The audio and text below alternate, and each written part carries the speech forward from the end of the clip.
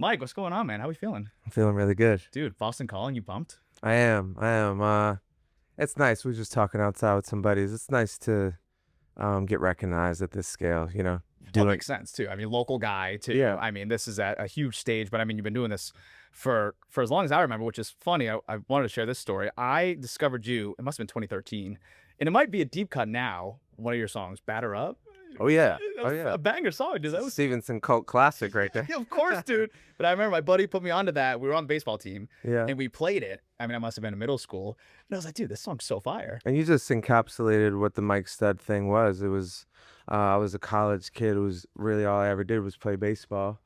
And so our niche, like I think artists, it really helps to have like a niche group of supporters that will champion you and promote you and push you in a guerrilla marketing style way.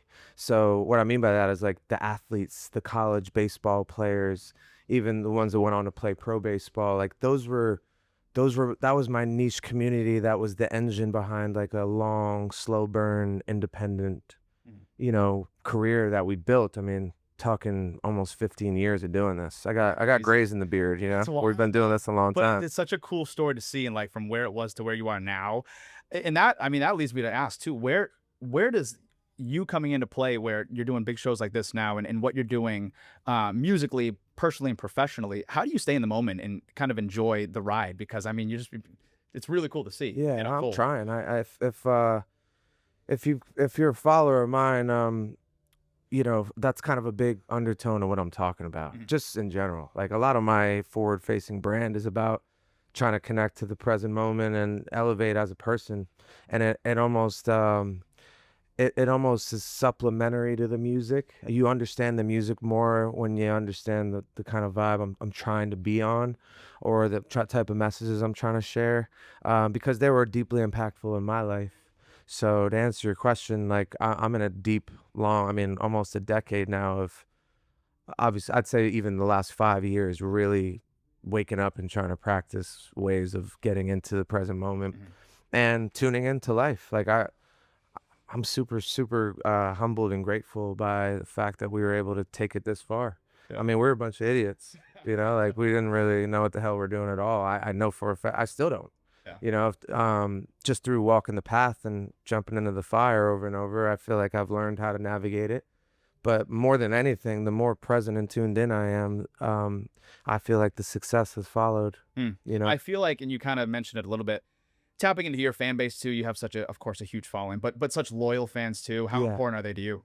They're everything. I mean, I know every artist is gonna get on here and say that because it's valid, right? But we have such a grassroots thing.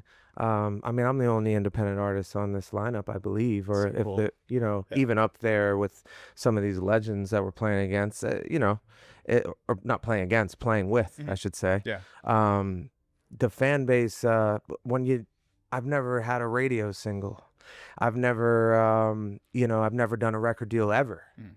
of any sort, so I was independent when it wasn't so sexy, Yeah. Right. Now it's a little more like, oh shit, that's actually pretty smart, and people are interested in going that direction. But when you're this grassroots, the fan base is literally the heart, soul, and the engine of Mhm. everything. So Yeah. I've made a real effort to share that notion and also pour into the fan base in a life way, Mhm. Yeah, you can give them tickets and shirts and giveaways, but Mhm. I've tried to share anything that helped me along the way to, kind of connect to life more. And I think that's why we maybe have that loyalty that feels a little bit different. I agree. I feel like you're a pioneer for that as well, for the music that you create, but also for being in the music industry too. And you're paving the way for not only artists but for listeners and fans too. But it takes a team, That, and you guys have a really great team, and you have a yeah. great group of people around you. How does it all come together though? And for what you do and how you represent your brand, and how does it all come to fruition? Let the universe organize a lot of it, man. There's been people that have shed from my life. There's been people that have been with me the whole time that continuously rise to the occasion. Mhm. And I have a really lean team. I have no one who's ever worked in the music industry on my team whatsoever. Really? None. No kidding. Yeah, these are guys.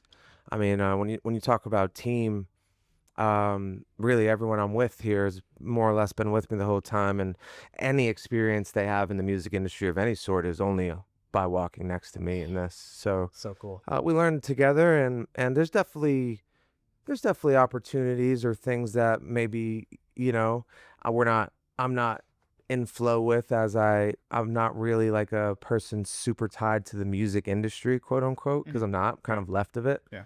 But that's the way I like it. I think that's the way that's for me. Mhm. That's how I've been able to have peace and really reach where I find this very enjoyable. Mhm.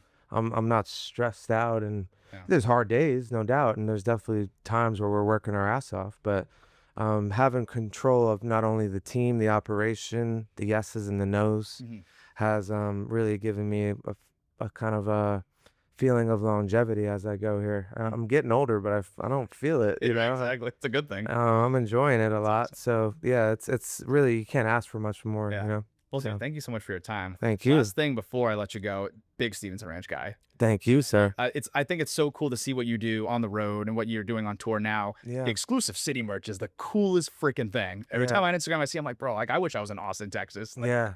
get the horns up merch. It's a logistically the overhaul, like it's pretty demanding logistically to most artists wouldn't do it because I don't know a lot of artists that I do. don't think anyone is. Genuine. Yeah, I really don't think anyone is. But this was me paying attention. We have a fast growing clothing brand that's separate of my merch. It's called Stevenson Ranch. Yeah. I guess it's an iteration or a vertical of my merch, Mhm. let's call it, but it's a standalone brand, and almost paying homage to the local sports teams, the local culture when you're in there, that goes a long way. The nostalgia of the brand and the colorways, and then kind of bringing it into our world. Not My First Rodeo Love is the that. perfect upcycle. Yeah. So we kind of make it feel like it's an upcycled item, and the logistics are hard, but it's so worth it. And it's a massive business. Making money in the music industry is another conversation for another day. Mhm. But this business has been a huge like leverage thing for me Yeah. to be able to keep my independence and use my music as an engine to grow other businesses I've as actually well. always wondered because I have a ton of hats and I just got the shorts too. I've always wondered where the name came from. Is that a story? Is that a question Yeah, I could it's a ask? 'Cause story. it's a really cool name. Like everything that we've done and we've branded, they all start as inside jokes Is with that my right? buddies. So, we shot a TV show in 2016. It was on the Esquire network. It was like Who is Mike Stead or Mhm. something like that. Well, I can't remember. Yeah. But we were filming, and the TV crew came up to me about halfway through, and he's like, "We have to address this because everyone's calling each other Steve, and it's not good for People call TV." me Steve, Right. and I'm Just because you're wearing a hat, right? So yeah, the first time it happened, I was like, "What the heck? I'm not Steve." you're a Steve now. Yeah, yeah. But yeah, no, we had an inside joke where we would just call everyone Steve. It's like, Okay. all right, Steve, a little stupid inside joke, um, translated into something we had to kind of highlight on the TV show, then translated into my house in LA, which was not a ranch. Mhm. This is like a modern home Okay. in LA. Yeah. Ironically, we called it Stevenson Ranch because people could come act like idiots and cowboys there, and we just kind of had an open door policy. This was in my party era, Mhm. so it was a different version of myself. But yeah, it became Stevenson Ranch. It was kind of I was good friends with like people like Post Malone at the time. Had a bunch of neighbor that celebrity. My niece is waving through the thing. Guys who would come hang with me, and it kind of became a little bit of a legendary like little LA after party spot where everyone would go, and that's where it was birthed out of. Cool. So I never knew that. I've always wanted to ask that, so that's yeah, cool. there you Dude, go. congrats on everything, man. Thank you so much for your much. time, and I Thanks for the appreciate it. thoughtful Yeah, questions. seriously, I appreciate it. Enjoy it. Cheers.